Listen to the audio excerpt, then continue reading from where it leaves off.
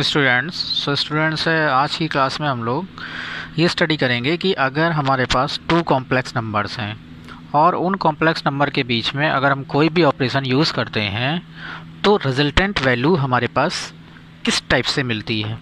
ठीक है, तो सबसे पहली बात तो अगर हम कोई भी टू कॉम्प्लेक्स नंबर के बीच में कोई भी ऑपरेशन यूज़ करें, प्लस माइनस मल्टीप्लाई और डिवाइड, कोई भी ऑपरेशन यूज़ करें तो जो भी हमको रिजल्टेंट वैल्यू मिलेगी ना, वो भी एक कॉम्प्लेक्स नंबर ही मिलता है, वो भी एक कॉम्प्लेक्स नंबर ही आता है। अंडरस्टैंड? मतलब ये आपका जैसे रियल नंबर्स में होता था ना, कोई भी टू रियल नंबर्स को अगर हम ऐड करें, सब्ट्रैक्ट करें, कुछ भी उनके बीच में अगर हम ऑपरेशंस यूज़ करते थे तो हमको एक रियल नंबर ही मिलता था। सेम बात यहाँ पे भी फॉलो होती है। कोई भी टू कॉम्प्लेक्स नंबर को अगर हम कोई भी ऑपरेशन के द्वारा रिलेट करेंगे तो रिजल्टेंट भी हमको एक कॉम्प्लेक्स नंबर ही मिलता है। ठीक है, तो अब हम लोग ये सीखेंगे कि अगर हमको टू कॉम्प्लेक्स नंबर गिवन है तो उन कॉम्प्लेक्स नंबर को हम ऐड कैसे करते हैं, उनको मल्टीप्लाई कैसे करते हैं, उनको डिवाइड कैसे करते हैं, उनको सब्ट्रैक्ट कैसे करते हैं। मतलब टू कॉम्प्लेक्स नंबर के बीच में जो हमारे मैथमेटिकल ऑपरेशंस हैं उनको हम किस टाइप से यूज़ करते हैं, इसको हमें आज की क्लास में स्टडी करना है। तो बच्चों ये बहुत ही सिंपल है, इसमें कोई नई चीज़ नहीं है। जैसे मान लिया मेरे पास एक कॉम्प्लेक्स नंबर है 3 + 2i, ओके, एंड दूसरा कॉम्प्लेक्स नंबर है 4 + 7i। तो ये दोनों क्या हैं? कॉम्प्लेक्स नंबर हैं। मान लेते हैं कि जो ये कॉम्प्लेक्स नंबर है this is equal to Z1, और जो दूसरा वाला कॉम्प्लेक्स नंबर है इसको हम मान लेते हैं Z2। कुछ भी आप मान सकते हो, नहीं भी मानना तो मत मानो। ठीक है, तो हमें यहाँ पर क्या निकालना है? इन दोनों का सम निकालना है। मतलब हमें ये देखना है कि अगर हम इन दोनों को सम करेंगे तो किस टाइप से इसका सम कैलकुलेट किया जाएगा। तो Z1 + Z2 हमको निकालना है। तो बच्चों जब भी हम टू कॉम्प्लेक्स नंबर को ऐड करते हैं ना, तो ऐड करना बहुत ही सिंपल होता है। इसके लिए हम क्या करते हैं, दोनों के करस्पॉन्डिंग पार्ट्स को ऐड कर देते हैं। करस्पॉन्डिंग पार्ट्स का मीनिंग ये हुआ कि हमारे पास दो कॉम्प्लेक्स नंबर हैं तो दोनों के अपने अपने रियल पार्ट होंगे, दोनों के अपने अपने इमेजनरी पार्ट होंगे। ये तो आपको पता ही है, ये रियल पार्ट होता है और जिसमें आयोटा है उसको इमेजनरी पार्ट बोलते हैं। तो यहाँ पर रियल पार्ट क्या है? 3 है, इमेजनरी पार्ट क्या है? 2i है। ठीक है, इमेजनरी पार्ट क्या है? 2i है। सिमिलरली यहाँ पर रियल पार्ट क्या है? 4 है, इमेजनरी पार्ट 7i है। तो कभी भी अगर हमको टू कॉम्प्लेक्स नंबर को ऐड करना है तो हम करते क्या हैं, उनके करस्पॉन्डिंग पार्ट्स को ऐड कर देते हैं। मतलब जो रियल वाला पार्ट है उसको रियल के साथ ऐड कर देते हैं, एंड जो इमेजनरी वाला पार्ट है उसको इमेजनरी के साथ ऐड कर देते हैं। तो यहाँ पर क्या हो जाएगा, इसका रियल 3 है, इसका रियल 4 है, तो 3 + 4 7 हो जाएगा, प्लस इमेजनरी के साथ ऐड होगा। तो यहाँ पर इमेजनरी पार्ट 2i है, यहाँ पर 7i है, तो टोटल कितना हो जाएगा? 9i। तो ये जो हमारा 7 + 9i आया, what is this? This is the resultant complex number of the given two complex number. मतलब Z1 Z2 का जो रिजल्टेंट कॉम्प्लेक्स नंबर है, मतलब Z1 Z2 का जो एडिशन वाला कॉम्प्लेक्स नंबर है वो क्या हो गया? 7 + 9i। तो मैंने आपको पहले भी बताया था कि अगर हम कोई भी टू कॉम्प्लेक्स नंबर को ऐड करेंगे तो अगेन हमको एक कॉम्प्लेक्स नंबर ही मिलेगा। तो जब हमने इन दोनों कॉम्प्लेक्स नंबर को Z1 Z2 को ऐड किया तो मेरे पास क्या आया? 7 + 9i आया। तो 7 + 9i जो है ये भी तो combination of real and imaginary है, तो ये भी मेरा क्या है? एक कॉम्प्लेक्स नंबर ही है। अंडरस्टैंड? बात समझ में आ गई सबको? अब यहाँ पे कॉम्प्लेक्स नंबर्स का जो एडिशन होता है वो कम्यूटेटिव लॉ, एसोसिएटिव लॉ, ये सारे लॉज को फॉलो करता है। जो रियल नंबर्स में एडिशन के करस्पॉन्डिंग लॉ होते थे वो सारे रूल्स यहाँ पे भी फॉलो होते हैं। मतलब यहाँ पे कोई भी नई चीज़ नहीं है। अगर हम टू कॉम्प्लेक्स नंबर को ऐड कर रहे हैं तो ये कोई हम नई चीज़ नहीं पढ़ रहे हैं। यहाँ पर भी हमको सिंपली उसी टाइप का एडिशन करना है जैसा कि हम रियल नंबर्स में करते हुए आए हैं। लेकिन यहाँ पर हमको ये याद रखना है कि हम करस्पॉन्डिंग पार्ट्स को ऐड करेंगे, रियल को रियल के साथ ऐड करेंगे, इमेजनरी को इमेजनरी के साथ ऐड करेंगे। ठीक है, तो ये तो हमारा एडिशन था। मान लो अगर हमें इन्हीं दोनों को Z1 Z2 को सब्ट्रैक्ट करना होता तो हम कैसे करते? तब भी कोई दिक्कत नहीं थी। हम क्या करते? करस्पॉन्डिंग पार्ट्स को सब्ट्रैक्ट कर देते। अगर हमें टू कॉम्प्लेक्स नंबर को सब्ट्रैक्ट करना है तो हम क्या करेंगे? उनके करस्पॉन्डिंग पार्ट्स को सब्ट्रैक्ट कर देंगे बस। जैसे Z1 - Z2, तो Z1 हमारा क्या है? 3 + 2i माइनस Z2 क्या है 4 + 7i। तो अगर हम माइनस का अंदर मल्टीप्लाई करेंगे तो ये हो जाएगा 3 + 2i, माइनस का इधर मल्टीप्लाई होगा तो -4 - 7i। तो इस एक्सप्रेशन में क्या होगा, 3 जो है हमारा 4 के साथ सब्ट्रैक्ट होगा, क्योंकि हम सभी को मालूम है जो लाइक टर्म्स होते हैं उन्हीं को तो हम ऐड और सब्ट्रैक्ट कर सकते हैं। तो यहाँ पर जो हमारा 3 के करस्पॉन्डिंग टर्म है वो -4 ही तो है। सिमिलरली 2i के करस्पॉन्डिंग जो टर्म है वो -7i है। तो 3 - 4 क्या हो जाएगा, -1 हो जाएगा, प्लस 2i - 7i तो -5i हो गया। तो हुआ क्या, करस्पॉन्डिंग पार्ट्स हमारे सब्ट्रैक्ट हो गए। रियल के साथ सब्ट्रैक्ट हो गया, इमेजनरी के साथ सब्ट्रैक्ट हो गया। भाई रियल यहाँ 3 था, यहाँ रियल 4 था, तो 3 4 के साथ सब्ट्रैक्ट हो गया तो -1 आ गया, और 2i जो है -7i के साथ सब्ट्रैक्ट हो गया तो -5i आ गया। तो इस टाइप से हम क्या करते हैं, 2 कॉम्प्लेक्स नंबर को सब्ट्रैक्ट करते हैं। अंडरस्टैंड। अब मल्टीप्लाई कैसे करते हैं, जैसे इन्हीं को अगर हमें मान लो मल्टीप्लाई करना है तो हम कैसे करेंगे। तो बच्चों ये कोई भी नई चीज़ नहीं है, मल्टीप्लाई जैसे हम रियल नंबर्स के केस में करते हैं वैसे यहाँ पे भी करेंगे, ठीक है। तो हमें क्या करना है, अब मल्टीप्लाई करना है Z1 × Z2, मतलब हमें दोनों कॉम्प्लेक्स नंबर का मल्टीप्लिकेशन करना है। तो इसके लिए हम क्या करेंगे, Z1 हमारा क्या है उसको लिख देंगे 3 + 2i, Z2 क्या है, Z2 है 4 + 7i। इन दोनों का हमको मल्टीप्लाई करना है। तो ये हमारा जैसे हम अलजेब्रा में मल्टीप्लाई करते हैं ना, x + y 2x - y type के जो हमारे क्वेश्चन होते हैं, इनमें जब हम मल्टीप्लाई करते हैं तो कैसे करते हैं, सेम मैनर में यहाँ पे भी करना है, ठीक है। भाई हमारे 2 ब्रैकेट्स हैं, इन दोनों का हमको मल्टीप्लाई करना है। तो पहले हम क्या करें, 3 को कंसीडर करें और 3 का मल्टीप्लाई इसके अंदर कर दें। तो जब 3 का मल्टीप्लाई इधर करेंगे इस वाले ब्रैकेट में, तो 3 4 = 12 + 3 7 = 21i, ये आ जाएगा। फिर इसके बाद 2i का मल्टीप्लाई करेंगे इसमें, तो जब 2i का मल्टीप्लाई इसमें करेंगे तो ये हो जाएगा 2 4 = 8i, और 2i × 7i, तो 2 7 जो 14 हो गया, और i² भी आएगा, i² होता है -1, तो ये हो जाएगा -14। तो इसमें इस वाले टर्म में आपको ध्यान देने की ज़रूरत है भाई, 2i × 7i, तो 2 7 = 14 i² होगा ना, तो 14i², i² क्या होता है -1, तो इसलिए ये -14 हो जाएगा। अब इसको थोड़ा हम जो लाइक टर्म्स हैं उनको ऐड सब्ट्रैक्ट कर लेते हैं, जो भी है उनके साइन के करस्पॉन्डिंग। तो ये 12 है और ये -14 है ना, तो 12 एंड -14 क्या हो जाएगा, -2। फिर इसके बाद प्लस ये 21i + 8i, तो ये हो जाएगा 29i। तो ये हमारा दोनों गिवन कॉम्प्लेक्स नंबर का प्रोडक्ट वाला कॉम्प्लेक्स नंबर हो गया। तो देखिए जो हमने 2 कॉम्प्लेक्स नंबर को मल्टीप्लाई किया, तो मल्टीप्लाई करने के बाद जो हमारे पास रिजल्टेंट वैल्यू आई वो भी हमारे पास क्या है, अगेन एक कॉम्प्लेक्स नंबर है। तो यही मैंने आपको स्टार्टिंग में बताया था कि कोई भी 2 कॉम्प्लेक्स नंबर हों उनके बीच में हम कोई भी मैथमेटिकल ऑपरेशन यूज़ करें, प्लस माइनस इंटू या डिवाइड, तो रिजल्टेंट वैल्यू जो आएगी वो भी एक कॉम्प्लेक्स नंबर ही आएगी। अंडरस्टैंड। अब इसके बाद हम ये देखते हैं कि अगर हमें 2 कॉम्प्लेक्स नंबर को डिवाइड करते हैं, डिवाइड तो करते कैसे हैं, और डिवाइड करने के बाद क्या वाकई में कॉम्प्लेक्स नंबर ही आता है। तो चलिए इसको देखते हैं। तो इसको समझने के लिए इन्हीं दोनों कॉम्प्लेक्स नंबर को हम लेते हैं। हमें क्या करना है, Z1 में Z2 का डिवाइड करना है, ठीक है। तो हम करते क्या हैं, जब भी डिवाइड करना होता है, Z1 हमारा क्या है 3 + 2i अपॉन Z2 क्या है 4 + 7i, ठीक है। यहाँ तक समझ में आ गया। अब इसके बाद हम क्या करते हैं, जो भी डिनोमिनेटर होता है, जो भी डिनोमिनेटर होता है उसका साइन चेंज करके ऊपर नीचे मल्टीप्लाई कर देते हैं। तो डिनोमिनेटर क्या है 4 + 7i, तो हमें करना क्या है 4 - 7i का, भाई 4 + 7i है ना, तो साइन चेंज कर देंगे। तो 4 - 7i का हमें करना क्या है, ऊपर एंड नीचे, मतलब न्यूमरेटर में एंड डिनोमिनेटर में दोनों में मल्टीप्लाई कर देना है। भाई डिनोमिनेटर हमारा क्या था, यहाँ पर हमारा डिनोमिनेटर था 4 + 7i। जो भी डिनोमिनेटर है उसमें i वाले का साइन चेंज कर दो। किसका, i वाले का साइन चेंज करना है, और i वाले का साइन चेंज करने पर जो भी आए उसका न्यूमरेटर एंड डिनोमिनेटर में मल्टीप्लाई कर देना है।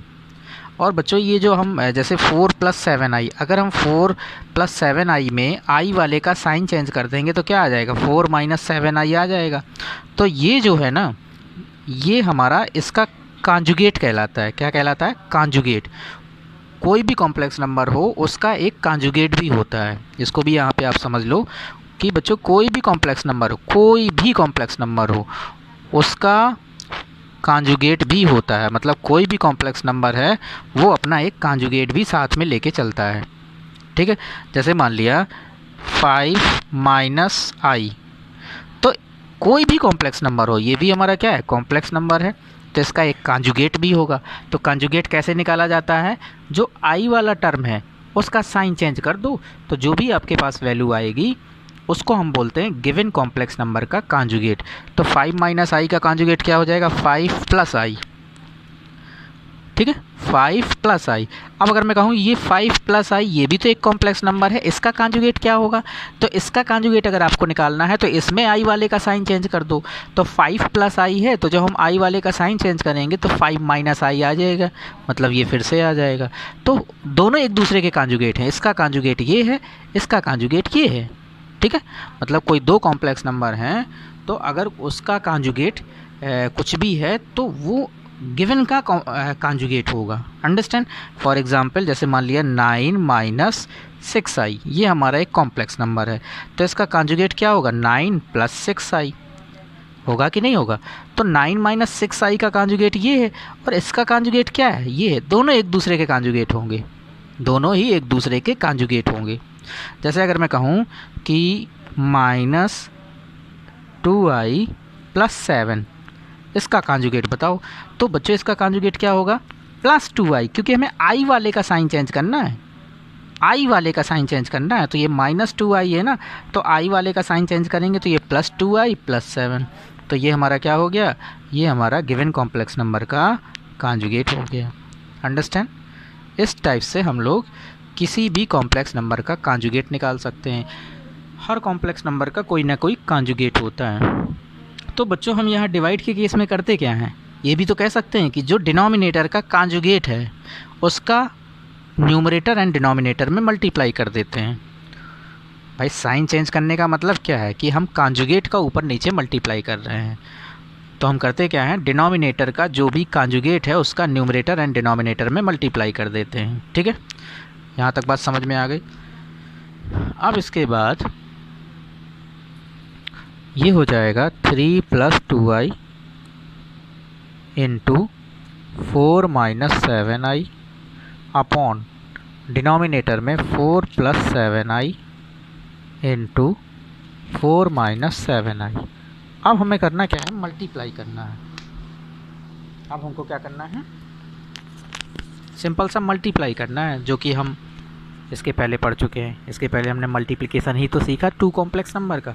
तो ये क्या है, मल्टीप्लाई तो है, ये क्या है, मल्टीप्लाई तो है। तो बस इन दोनों को मल्टीप्लाई कर लो, जो भी आंसर आएगा वही हमारा इनका डिवीज़न हो जाएगा। ठीक है, तो 3 का मल्टीप्लाई इसमें करेंगे तो 3 × 4 = 12 माइनस 3 का मल्टीप्लाई इसमें करेंगे तो -21i, -21i। अब इसके बाद 2i का मल्टीप्लाई इसमें करेंगे तो 2i का जब मल्टीप्लाई 4 में करेंगे तो ये आ जाएगा 8i। फिर 2i का मल्टीप्लाई जब इसमें करेंगे तो ये हो जाएगा 2 × 7 = 14i²। तो वैसे तो -14 आएगा, -14i² आएगा, लेकिन i² क्या होता है, -1 होता है। तो इसलिए ये क्या हो जाएगा, इसलिए ये आपका क्या हो जाएगा, ये हो जाएगा +14 अपॉन नीचे तो आप देख रहे होगे आइडेंटिटी बन रही है a + b a - b। तो a + b a - b क्या होता है, a² - b²। तो a² मतलब 4 का स्क्वायर माइनस b² तो -b², 7i का स्क्वायर, 7i का स्क्वायर करेंगे तो -49 आएगा। तो माइनस पहले से है तो ये +49 हो जाएगा। ठीक है, तो ये आपका आ जाएगा। इसको थोड़ा और सिंप्लीफाई कर लेते हैं। 12 + 14, 12 + 14 क्या होता है, 26 माइनस 21i + 8i, सो ये हो जाएगा 13i अपॉन डिनोमिनेटर में क्या, ये ऐड हो जाएंगे तो ये 9 6 15, 4 + 1 5 65। तो ये हमारा आ गया। हम चाहें तो 13 कॉमन भी ले सकते हैं, कॉमन हो रहा है तो ले रहे हैं, नहीं हो रहा होता तो कोई बात ही नहीं थी।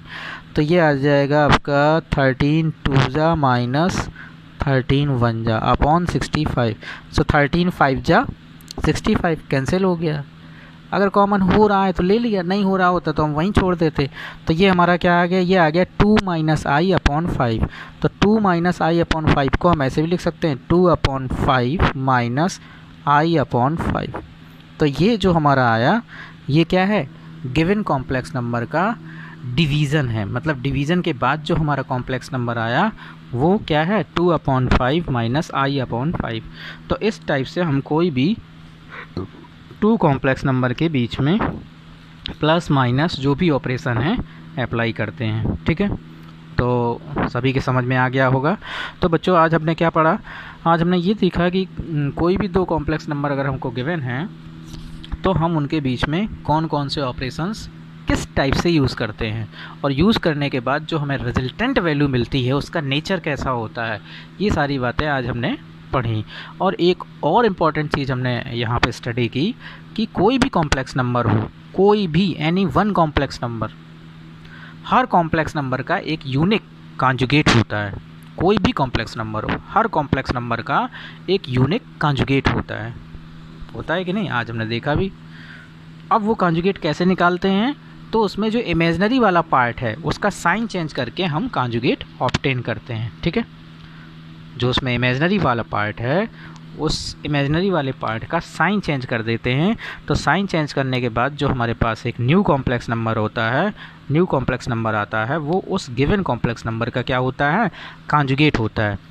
जैसे मान लिया z = क्योंकि कॉम्प्लेक्स नंबर को हम लोग z से डिनोट करते हैं, या आप चाहो तो किसी और सिंबल से भी डिनोट कर सकते हो, लेकिन मेजॉरिटी बुक्स वगैरह में या ज़्यादातर z से डिनोट किया जाता है, तो हम लोग भी z से ही कर रहे हैं। तो मान लिया z हमारा = 2i है। तो ये जो है ये क्या है, प्योर इमेजिनरी कॉम्प्लेक्स नंबर है। कॉम्प्लेक्स नंबर तो ये भी है, लेकिन इसको हम क्या बोलेंगे, प्योर इमेजिनरी कॉम्प्लेक्स नंबर बोलेंगे। तो अब अगर मैं आपसे कहूँ कि इसका कॉन्जुगेट बताओ, तो इसका कॉन्जुगेट क्या हो जाएगा। तो सबसे पहली बात तो कॉन्जुगेट को हम z बार के द्वारा डिनोट करते हैं। मतलब z जैसे मेरा कोई कॉम्प्लेक्स नंबर है तो उसके कॉन्जुगेट को कैसे डिनोट करते हैं, z बार, मतलब उसके ऊपर बार लगा देते हैं, बार का सिंबल। तो z बार किसके इक्वल हो जाएगा, i वाले का ही तो साइन चेंज करना है। तो ये -2i है तो ये हो जाएगा +2i। तो z का कॉन्जुगेट क्या हो जाएगा, z बार हो जाएगा। मतलब z का कॉन्जुगेट ये हो गया और इसका कॉन्जुगेट ये हो जाएगा, दोनों एक दूसरे के कॉन्जुगेट होंगे। इन जनरल अगर हम बात करें कि जैसे हमारा z कोई कॉम्प्लेक्स नंबर है और इसका कॉन्जुगेट z बार है, तो z का कॉन्जुगेट क्या है, z बार। तो z बार का कॉन्जुगेट क्या होगा, अगेन z होगा। ठीक है, जैसे मान लिया 1 - 3i ये हमारा कोई कॉम्प्लेक्स नंबर है। ओके, तो इसका कॉन्जुगेट क्या होगा, इसका कॉन्जुगेट होगा 1 + 3i। कुछ नहीं करना, जो i वाला टर्म है ना उसका साइन चेंज कर देना है। फॉर एग्ज़ाम्पल जैसे मान लिया 6 + 5i, इसका कॉन्जुगेट बताना है 6 + 5i का। तो इसका कॉन्जुगेट क्या हो जाएगा, 6 - 5i, 6 - 5i। हमें i वाले का साइन चेंज करना है। बहुत से लोग ये सोचते हैं कि बीच वाला, जो भी बीच में साइन है उसको चेंज कर दिया जाता है, तो ऐसा नहीं है। i वाला जो टर्म है उसका साइन चेंज करना है। जैसे मान लिया कहीं पे i जैसे 7i - 10 ये लिखा है, तो बहुत से लोग ये सोचते हैं कि बीच वाले का साइन चेंज कर दिया जाता है, तो वो कहेंगे कि इसका कॉन्जुगेट 7i + 10 होगा। उन्होंने क्या किया, बीच वाले का साइन चेंज कर दिया, जबकि ऐसा नहीं है। हमें i वाला जो टर्म है उसका साइन चेंज करना है। तो यहाँ पर i वाला क्या है, प्लस है ना, 7i + 7i। तो इसका कॉन्जुगेट क्या हो जाएगा, इसका कॉन्जुगेट हो जाएगा -7i - 10। i वाले का साइन चेंज करना है, बाकी जो दूसरा वाला साइन है उसको हम एज इट इज़ ही रखते हैं। वो अगर प्लस में है तो प्लस ही रहेगा, माइनस में है तो माइनस ही रहेगा। अंडरस्टैंड। अब ये कॉन्जुगेट होता क्या है, ये तो आज तो हमने ये पढ़ा कि कोई भी कॉम्प्लेक्स नंबर है उसका एक कॉन्जुगेट होता है और उसको हम i के साइन को चेंज करके ऑब्टेन करते हैं। जो गिवन कॉम्प्लेक्स नंबर है उस गिवन कॉम्प्लेक्स नंबर में अगर हम i के साइन को चेंज करते हैं तो हमें उस गिवन कॉम्प्लेक्स नंबर का कॉन्जुगेट मिल जाता है। आज हमने ये स्टडी किया। लेकिन ज्योमेट्रिकली ये कॉन्जुगेट क्या होता है, और जो कॉम्प्लेक्स नंबर है ज्योमेट्रिकली ये क्या होते हैं। तो नेक्स्ट टर्न में हम यही स्टडी करेंगे कि ये जो हमारे कॉम्प्लेक्स नंबर्स हैं इनको हम ज्योमेट्रिकली कैसे रिप्रेजेंट करते हैं।